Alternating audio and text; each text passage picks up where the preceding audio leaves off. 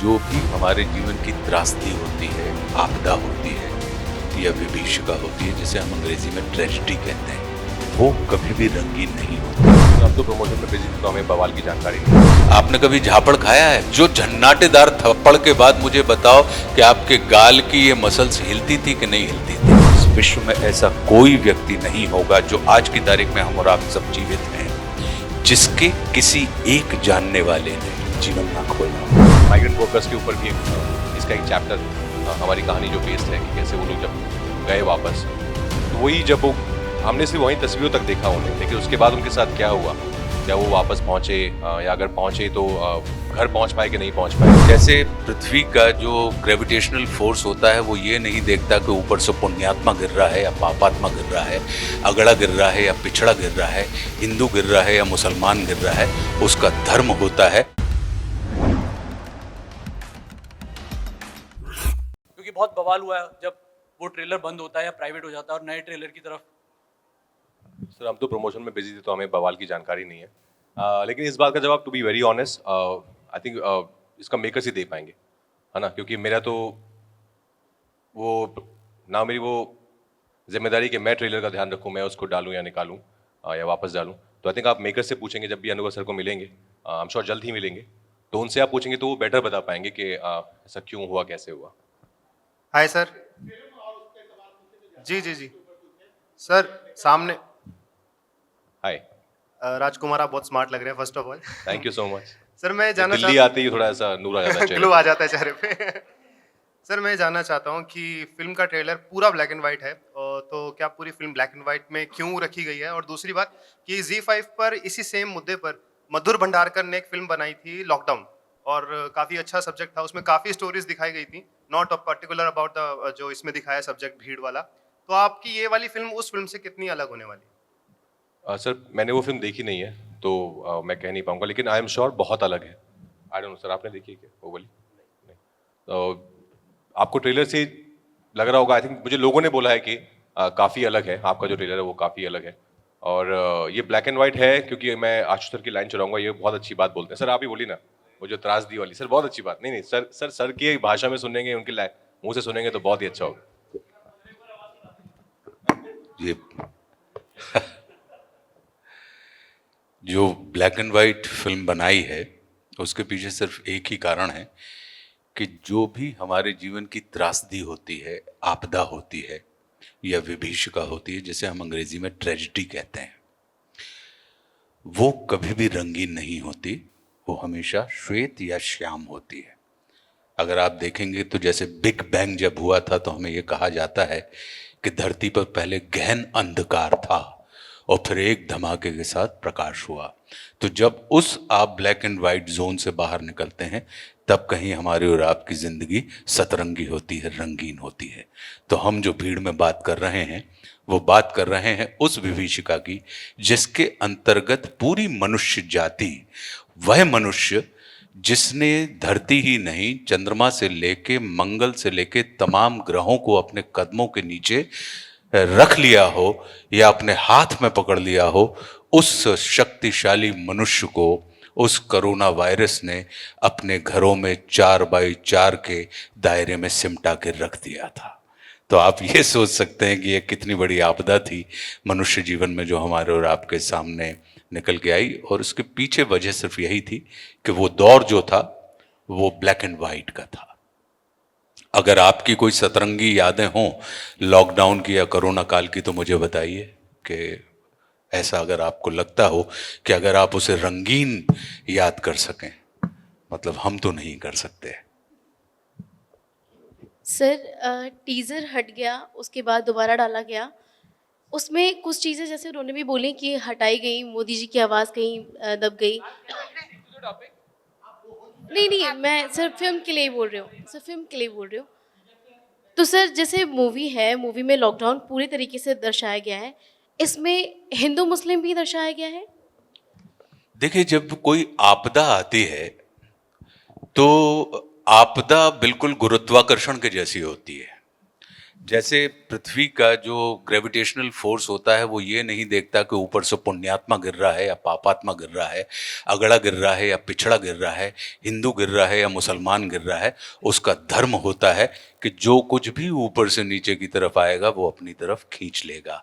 तो जो आपदा होती है वो भी किसी वर्ग, वर्ण या जाति या धर्म या देश काल परिस्थितियों को नहीं देखती, वो सिर्फ आपदा होती है। और उस आपदा के संपर्क में आने वाला प्रत्येक मनुष्य, उसकी तमाम विशेषताएं समाप्त हो जाती हैं। और जब व्यक्ति की विशेषताएं समाप्त हो जाती हैं तब वो भीड़ में कन्वर्ट हो जाता है और भीड़ के जैसा दिखाई देने लगता है। तो मुझे लगता है कि ये जो ट्रेजेडी थी उसने हमारी और आपकी समस्त विशेषताओं को समाप्त कर दिया था। इसलिए हमारी फिल्म भीड़ है कि जिसमें विशेष लोग भी शेष हो गए। हेलो सर, याशिका है फ्रॉम हिंदुस्तान दर्पण। सर, जैसे इस फिल्म में जो ट्रेलर देखने से पता चला है कि 1947 का पार्टीशन प्लस 2020 लॉकडाउन है, तो कैसे आपने दोनों को इंटरलिंक किया है उसके बारे में थोड़ा बताएं। बता दें, अनुभव सर का तो सबसे पहले एक अनाउंसमेंट वीडियो आया था, उसमें ऐसा कुछ जिक्र था। तो अगेन देखिए, टीजर मैं नहीं काटता हूँ, ट्रेलर मैं नहीं काटता हूँ, मैंने अपना काम किया है फिल्म में। तो आप मेरे काम के बारे में पूछेंगे, फिल्म के बारे में पूछेंगे तो मैं बता पाऊंगा। क्रिएटिव डिसीजन जो है उनके बारे में मैं कैसे बता सकता हूँ। Hello, hi sir, this side Akash from filmikida.com। Sir, मेरा सवाल आप दोनों से है। सर, मूवी का नाम भीड़ है, तो इसमें दिखाया गया है कि कोविड के दौरान जो मतलब everyone was on the same platform, मतलब सभी एक ही तराजू में तोले जा रहे थे। तो मैं जानना चाहता हूँ, आपने उस दौरान पर्सनली क्या फील किया कि जिससे आप इस फिल्म में कनेक्ट कर पाते हैं कि भाई मैं भी उस दौरान मतलब कोई एक स्टार नहीं था, मैं भी एक आम आदमी ही की तरह ही जीवन जी रहा था। तो क्या आपने डिफरेंस देखे उस दौरान? मैं आप दोनों के इंडिविजुअल एक्सपीरियंसेस जानना चाहता हूँ। नहीं, बिल्कुल हम रिलेट कर पाए, क्योंकि और हमने जो फिल्म शूट किया है वो कोविड टाइम में की है। ऐसा नहीं था कि कोविड उस टाइम चला गया था। हम लोग ऑफकोर्स प्रोटोकॉल्स फॉलो कर रहे थे, गाइडलाइंस फॉलो कर रहे थे। तो हमारे आसपास था कोविड तब भी, तो वो जहन में तो था ही कि अभी भी ये कोविड जो है वो गया नहीं है, इधर ही है। लेकिन जो चीज़ें हमने महसूस की, जैसे हम सब ने देखा ऑफकोर्स, जब इतने हज़ारों माइग्रेंट वर्कर्स जब चल जा रहे थे वापस अपने अपने घरों में, तो वो तस्वीरें बहुत ही पावरफुल थी, वो बहुत ही दिल दहलाने वाली तस्वीरें थी। तो वो सब हमारे दिलों में रह गई, हमारे दिमाग में रह गई। और फिर हमने जब फिल्म शुरू की तो माइग्रेंट वर्कर्स के ऊपर भी एक इसका एक चैप्टर है, हमारी कहानी जो बेस्ड है कि कैसे वो लोग जब गए वापस, तो वही जब वो हमने सिर्फ वहीं तस्वीरों तक देखा उन्हें, लेकिन उसके बाद उनके साथ क्या हुआ, क्या वो वापस पहुँचे, या अगर पहुँचे तो घर पहुँच पाए कि नहीं पहुँच पाए। तो उसी के चलते अनवर सर ने एक फिक्शनल कहानी बनाई है इन फिक्शनल किरदारों को लेकर, जो एक जंक्चर पर मिलते हैं। कहानी एक दिन की है, वहाँ पर ये मिलते हैं और फिर इनके साथ क्या क्या होता है। जैसे सर ने कहा कि ट्रेजेडी चल रही है पूरी दुनिया में, ग्लोबली, ऐसा नहीं कि सिर्फ हमारे देश में है। तो उसमें जब ये मिलते हैं तो कौन कैसा, सबकी ह्यूमन नेचर जो है बाहर निकल के आने लगते हैं। हमारी फिल्म उस बारे में है, ह्यूमन स्पिरिट के बारे में है। हमारी फिल्म एक्चुअली होप के बारे में है। हमारी फिल्म एक बहुत ही पॉजिटिविटी के ऊपर मैसेज देने की कोशिश कर रही है। Hello sir. जी सर, मेरे अनुभव, सबसे पहली बात तो ये है कि इसको सिर्फ आप हमारी ही फिल्म ना कहें, क्योंकि कोविड को काल से आप भी ग्रसित रहे हैं और पूरा का पूरा विश्व ग्रसित रहा है। तो ये आपकी भी फिल्म है और जैसी हमारी यादें हैं वैसी ही मुझे लगता है कि आपकी यादें होंगी। इसमें आप भी अपनी पत्रकारिता के कारण आपको देखना पता लगा होगा कि कितनी नई नई टेक्निक्स आ गई थी कि हम ऑनलाइन काम करने लगे। तो सारी की सारी चीज़ें हम दूर रहते हुए कर रहे थे। क्यों? क्योंकि कोविड जिस तरीके से था कि पहले पता लगा कि भाई सैनिटाइज़र से इस्तेमाल कर लीजिए, फिर पता लगा कि नहीं ये मेटल पे इतनी देर रहता है, फिर लगा कि प्लास्टिक पे इतनी देर रहता है, फिर आपने देखा होगा कि अगर लिफ्ट में कोई चल रहा है तो वो पिन से उसके बटन को दबा रहा है, फिर आजू बाजू से निकलने, फिर देखने, अचानक लगा कि नहीं देखने से होने लगा है, फिर लगा कि हवा से होने लगा है। कई किस्म की तमाम चीज़ें थीं और इसका सीधा संबंध जीवन से था। और इस विश्व में ऐसा कोई व्यक्ति नहीं होगा जो आज की तारीख में हम और आप सब जीवित हैं जिसके किसी एक जानने वाले ने जीवन ना खोया हो पूरे विश्व में। मुझे लगता है ये इतनी बड़ी भयानक भयंकर त्रासदी थी जिसने मनुष्य के अहम को तोड़कर उसके अंदर मनुष्यता का निर्माण किया था और सोई हुई मनुष्यता को जगाने का काम किया था, क्योंकि मनुष्यता जागती ही तब है जब हमारा जीवन संकट में आ जाता है। तो हमारी जो फिल्म है भीड़ की जो कहानी है वो मनुष्यता की कहानी है। क्यों? क्योंकि वो मृत्यु से जीवन की तरफ भागने वाले कदम हैं जो निरंतर कहीं ना कहीं उनको जीवन की आशा है उस दिशा में भाग रहे हैं, और उस रास्ते में पड़ने वाली तमाम बाधाएं या तमाम चुनौतियां उनके जीवन में कहीं ना कहीं मनुष्यता का विकास कर रही हैं। अब रही बात मेरी, तो कोविड में मैंने जो सीखा, मुझे लगा कि हमारे जीवन में लग्जरी से ज़्यादा महत्व हमारी नेसेसिटी का है कि हम चाहें तो हम बहुत सामान्य जीवन में जी सकते हैं, हम बहुत सारी व्यर्थ के अपव्यय करते हैं। दूसरी चीज़, हम दुनिया से तो जुड़ जाते हैं, संसार से तो जुड़ जाते हैं, लेकिन परिवार से और स्वयं से नहीं जुड़ पाते हैं। तो हमने देखा कि उस कोविड ने, जो कि महामारी थी, एक भयंकर त्रासदी थी, लेकिन उसने कहीं ना कहीं संसार से जुड़ने वाले व्यक्तियों को स्वयं से जुड़ने का अवसर दिया, स्वयं से जुड़ने वाले व्यक्तियों को स्वयं के परिवार से जुड़ने का अवसर दिया। और मेरा ये मानना है कि अगर आप स्वयं से जुड़े हैं, परिवार से जुड़े हैं, तो विश्वास कीजिए जब संसार से जुड़ेंगे तो बहुत अच्छे तरीके से जुड़ जाएंगे। हमारी फिल्म ये बताती है। हेलो सर, मैं रोहित मौर्य देसी मार्टनी से।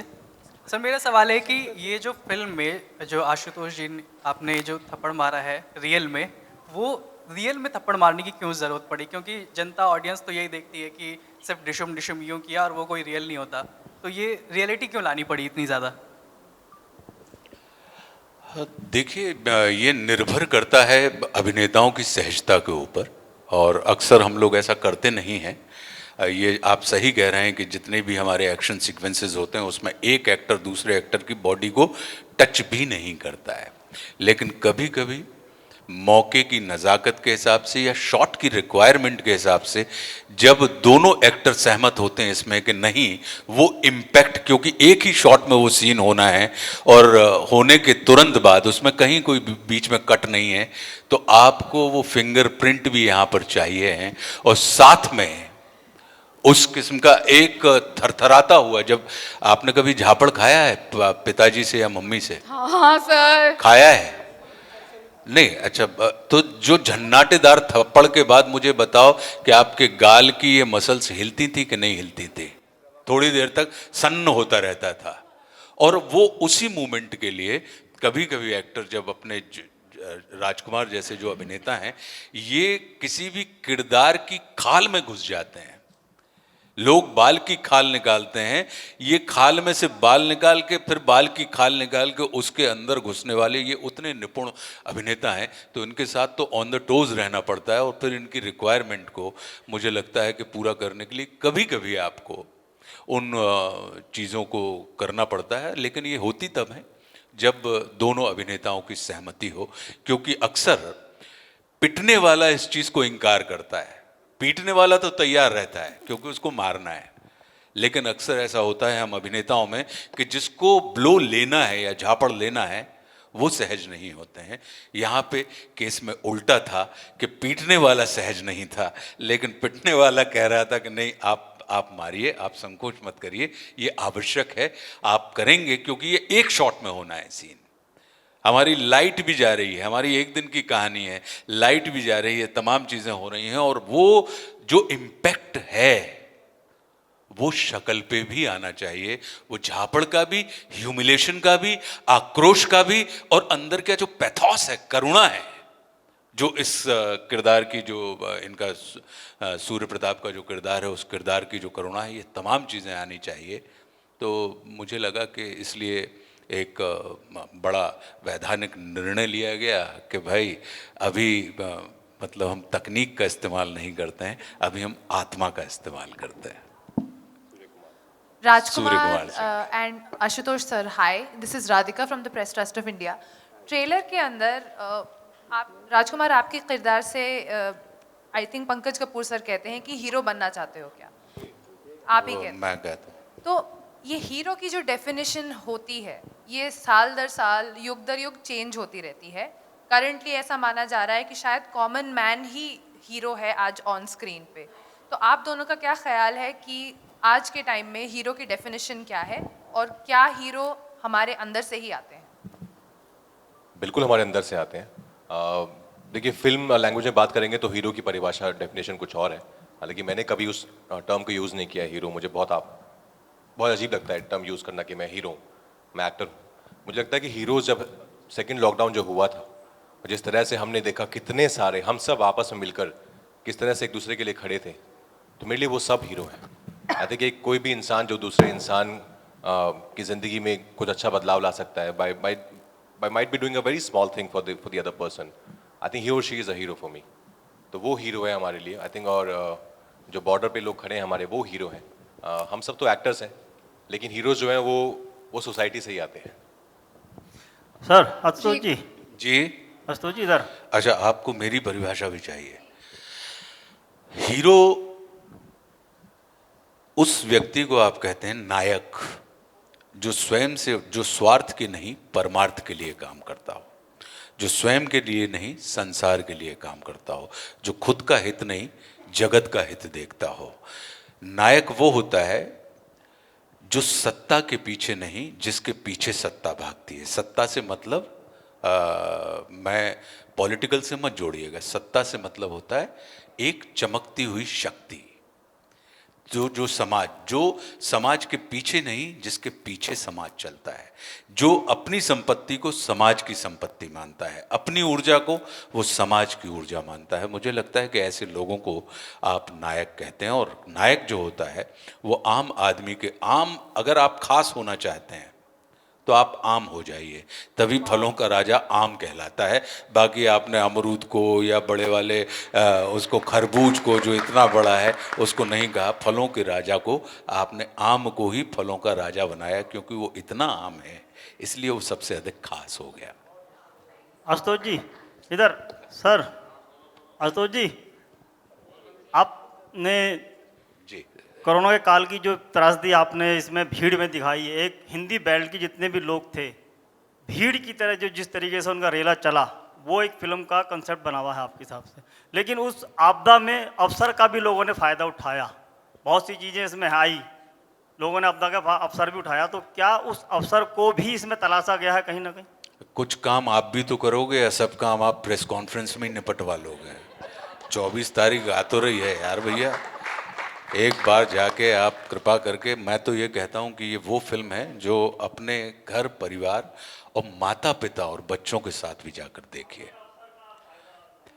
नहीं, आप जाके देखेंगे तब आपको पता लगेगा कि इसमें वो तमाम पहलू हैं या नहीं है। आशुतोष सर, मैं प्रीति हूँ इंटरव्यू वाली, और आप बहुत हैंडसम लग रहे हैं, आप लेफ्ट आउट ना फील करें, और आप जब बोलते हैं तो और भी हैंडसम लगते हैं, मन करता है आपको सुनते जाएं, इतनी डेप्थ है आपके अंदर। नहीं, मैं विश्वास कीजिए, मैं कभी भी अपने आप को लेफ्ट आउट महसूस नहीं करता हूँ, क्योंकि मेरा ये मानना है कि नाक में चमकने वाली नथ का अपना सौंदर्य होता है और गले में पहनने वाले हार का अपना सौंदर्य होता है। बहुत खूब सर। राजकुमार, आपसे क्वेश्चन है मेरा कि अपने आप में इंस्टीट्यूशन है आशुतोष जी, तो आपका क्या अनुभव रहा, आपने क्या क्या सीखा इनसे मूवी के दौरान, और कुछ टिप्स दी इन्होंने आपको, या कैसा एक्सपीरियंस था? ये सवाल मुझसे भी पूछेगा। जी बिल्कुल, आप सर बता चुके हैं, इसलिए राजकुमार से अभी पूछना चाह रही हूँ। आशु सर, हम इनको प्यार से आशु सर बोलते हैं। मैं बहुत बड़ा फ़ैन रहा हूँ इनका। इनके तमाम जो काम है मैंने सब देखे हैं। और फिल्म पे हालांकि, क्योंकि जैसे हमने बताया कि लाइट कम होती थी, वक्त बहुत कम होता था, तो वहाँ पर हम लोग, मैं जैसे आप इनको सुनते हैं ना, तो ऐसे हम भी बस बैठ जाते थे कि सर आप बोलिए, बस हम बस सुनना चाहते हैं, क्योंकि वो इतना अच्छा बोलते हैं, इतना नॉलेज, इतना ज्ञान है उनके पास। तो मैं एज ए स्टूडेंट उनके सामने बैठ के बस उनसे सुनते हैं हम लोग, और स्पेशली जब ये और अनुभव सर साथ में होते हैं, तो बस इन दोनों की बातचीत को आपको सुनना चाहिए, बहुत कुछ सीखने को मिलता है। एज एन एक्टर आप देखें कि इस फिल्म में आशु सर ने इतना अलग काम किया है ना, हमेशा अच्छा काम करते हैं, लेकिन इस फिल्म में आपको बहुत ही अलग आशुतोष राणा देखने को मिलेंगे। इन्होंने बहुत ब्रेक किया अपने आप को इस फिल्म के लिए। आसान नहीं है। आई थिंक जिस तरह का किरदार है वो बहुत ईजी होता है, उससे हम कई बार just to go with the flow के एक सीनियर है और उनकी एक अथॉरिटी है। जिस तरह से उन्होंने उसमें एक बहुत अपनी तरीका का ह्यूमर भी डाला है, जिसको आपको समझ नहीं दिया कि आपको इस बात को बुरा लगना चाहिए कि आपको हंसना चाहिए। आई थिंक वो सब इनका योगदान है। इतने प्रतिभाशाली, एक तो उनके साथ बैठती बहुत हिंदी निकलती है, ये एक बहुत कंटेजियस है। इतने टैलेंटेड हैं और दुश्मन हो संघर्ष से लेकर भीड़ तक, मैंने सिर्फ सीखा है इनसे कैसे परफॉर्मेंस देनी है, कैसे काम करना है और कैसे बाकी चीज़ों की नॉलेज होना भी लाइफ में बहुत ज़रूरी है। Rajkumar sir, I second on you. Hello everyone, I am Deepika from News 18। मेरा सवाल आशुतोष सर से है, और जैसे राजकुमार जी कह रहे थे ना सर, पत्रकार के तौर पे हमारा काम है शब्दों के पीछे के अर्थ को समझना, पर जब आशुतोष जी बोल रहे हैं तो अर्थ सर आ ही नहीं रहा समझ में, क्योंकि हम शब्दों में घिरे हुए हैं। और बहुत शानदार। मेरा सवाल आपसे ये है सर, इस साल पठान जैसी फिल्म में आप नज़र आए हैं, घोर कहते हैं ना, घोर कमर्शियल फिल्मों से भी आपका नाता रहा है और आप उनमें भी चमके हैं, और अब एक भीड़ आप कर रहे हैं और इसमें भी आप अलग तरीके से नज़र आ रहे हैं। एक एक्टर के तौर पे कौन सा वो सिनेमा है, अगर आप चूज़ कर सकें, कौन सी वो फिल्म है जिसे करने के बाद आपको लगता है कि हाँ, भविष्य में जब, जैसे आज हम 100 साल के सिनेमा की बात करते हैं, अगर हम अगले 110 साल के सिनेमा की बात करेंगे और पिछले 10 साल की फिल्मों की बात करेंगे, तो आप किसके तौर पे जाना चाहेंगे? भीड़ के आशुतोष के तौर पे, या पठान, या ओम, कवच जैसे आशुतोष के तौर पे, किसके तौर पे सर? मैं अखंड विश्वास करता हूं कि हमारे बुंदेलखंड में कहा जाता है कि जात जात की जात है और जात जात में जात, अभिनेता जात अजात है वह सब जातन में जात। तो मैं एक भारतीय अभिनेता के रूप में अपने आप को जाना चाहूँगा। मैं चाहूँगा कि हर अभिनेता की ख्वाहिश होती कि उसके द्वारा अभिनीत किए गए प्रत्येक किरदार सिर्फ उसकी स्मृति में न रहें, बल्कि उन दर्शकों की स्मृति में भी रहें जिन दर्शकों, क्योंकि क्या होता है कि हम लोग निर्मिती हैं और दर्शक निर्माता होता है। तो निर्मिती को अपने सौंदर्य की जानकारी नहीं होती, निर्माता को अपनी निर्मिती के सौंदर्य की जानकारी होती है। और जब निर्माता अपनी निर्मिती के प्रेम में पड़ जाता है, उसको स्मरण में रखता है, तो हमारा आना भी सफल हो जाता है, हमारा जाना भी सफल हो जाता है और हमारा रहना भी सफल हो जाता है। तो हम यही चाहेंगे कि हमारा तो प्रत्येक किरदार एक अभिनेता के रूप में आप हमको प्यार करें, हमको स्मरण करें, क्योंकि जब आप देखते हैं तब हम देखने योग्य हो जाते हैं। जब आप अपने घर से चलते हैं तब हमारा घर चल पड़ता है। जब आप पैसे खर्च करते हैं तो हमें पैसे मिलने लगते हैं। तो कहने का अर्थ ये है कि आप विश्वास कीजिए, चाहे वो कोई भी नेता हो या अभिनेता हो, ये समाज की निर्मिती होते हैं। तो निर्मितियों को तो आनंद मिलता है कि अगर उसका निर्माता उससे प्रेम करे, उसको स्नेह दे, उसको समेट के रखे, उसको सहेज के रखे और उसका लगातार उसके ऊपर काम करता रहे।